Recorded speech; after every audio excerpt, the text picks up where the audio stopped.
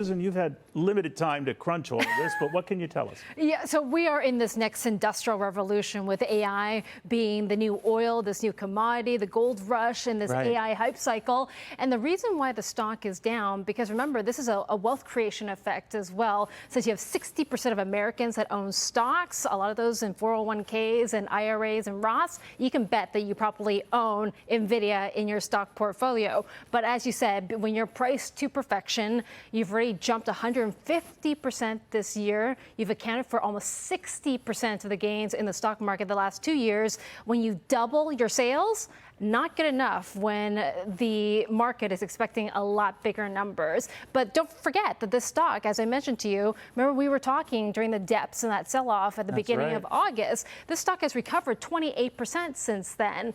But and it's still up, what, almost 100% this year? 150% this year. Okay. But as I said to you, it's a wealth creation effect as well. But it's not making any, despite the fact that these robust hopes for it to blow past all these, which it did seem to do, is a reflection on artificial intelligence and getting too far. No, because as I mentioned to you, I spoke to Apple CEO Tim Cook for earnings a few weeks ago. I spoke to Alphabet's president Ruth Porat and Amazon CFO. Over and over again, these Silicon Valley tech giants tell me they're not cutting back on AI spending. In fact, they're going to accelerate spending on artificial intelligence going forward. And these chips that they have, these Blackwell chips or whatever, they're the new chips, there could be a delay in some of them, right? And that was thinking, all right, well, maybe the Metas and some of these others that were buying this stuff like crazy won't have as much to buy. So how does that work? Well, they were talking about a 3-month delay. But as you heard also in this earnings report, you heard Jensen Huang, Nvidia CEO and founder. He says that he expects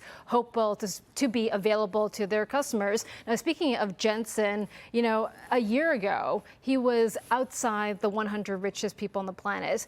Because of the rally we've seen over the past 24 months, he is now worth $112 billion. So he's just on the cusp of entering the top 10 richest people on the richest list. But also he's made millionaires of his employees. I don't know if you've read the article. I did. He's a slave driver. He works them 7 days a week, some till 2 a.m. But they don't leave. They don't leave because there's a lot of minted millionaires there. That's right. And especially after the company hit $1 trillion, the actual quit rate fell by half, by 50%, because you want to keep your stock, especially if it's making you 7 figures on the balance sheet. But, you know, Goldman Sachs says that this is the most important stock on the planet. You've heard analysts say that this earnings report is equivalent to a jobs day or a Federal Reserve interest and it's a reflection decision on the technology. We're full disclosure here, by the way. I am an owner of this stock and have been for many years here, so I only say that to get that out there.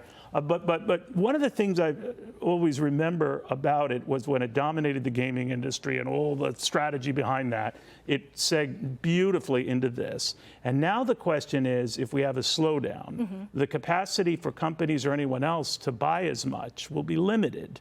And I'm wondering what the potential boomerang could be on a company like this, or for that matter, technology in general, that this has led that charge. They've been the Magnificent Seven we talk about. That's right. What do you think?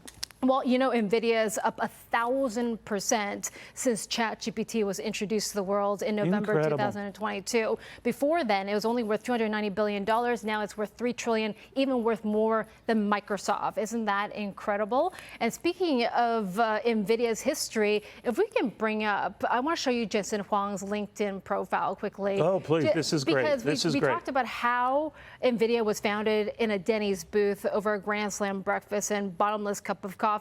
Same way Compaq was founded, that's right. The late great Compaq. But go ahead. Very demure, as you see there, humbleness and modesty. He lists his work experience as a Denny's dishwasher, busboy, and waiter, and then of course starting that $3 trillion tech giant that we all talk about and is the most important stock on the planet now. Incredible. And your contacts in the technology world save our bacon more times than I could tell you. Susan Lee, thank you very much on that. You know, there is a political side.